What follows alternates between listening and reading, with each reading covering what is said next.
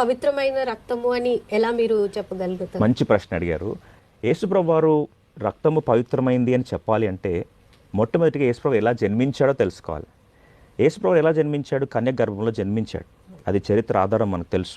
అందుకొరకు కన్యక గర్భవతి అయి కుమారుని కంటుందని ప్రవచనం చెప్పిన తర్వాత దేవుని దూత కన్యకతో మాట్లాడుతూ మరియమ్మతో మాట్లాడుతూ దయాప్రాప్తురాలని చెప్పడం ఆరంభించి, నువ్వు గర్భవతి అవుతావు, కుమారుని కంటావు, తన పేరు యేసు అని పేరు పెట్టాల్సి వస్తుంది, ఆయన లోక పాపం మోసుకొని పోయే దేవుని గొర్రెపిల్ల అని యొక్క వర్తమానం ప్రకటించక మునుపు ఒక మాట గమనిస్తే తను ఏమంటుందంటే, అది ఎలా సాధ్యం అవుతుంది, నేను పురుషుని జాడని ఎరగని దాన్ని కదా. She was a virgin. మరి ఇప్పుడు అందుకొరకు ఆలోచిస్తే ఒకరు కన్యక గర్భంలో యేసుప్రభు వారు జన్మించినప్పటికీ చివరికి కన్యక మరియ రక్తాన్ని ఒకవేళ కానీ తీసుకొని ఉంటే మానవాళి యొక్క పాపం, జన్మ పాపం యేసుప్రభులో కూడా వచ్చేది. కానీ ఆలోచిస్తే పిండముగా ఉన్నప్పుడు, ఎంబ్రియోగా ఉన్నప్పుడు, బహుశా సైన్స్ తెలిసే ఉండొచ్చు, ఎంబ్రియోగా ఉన్న పిండం ఉన్నప్పుడు ఈ పిండానికి కావాల్సిన రక్తము పిండములో నుండే వస్తుంది, తల్లి నుంచి రాదు.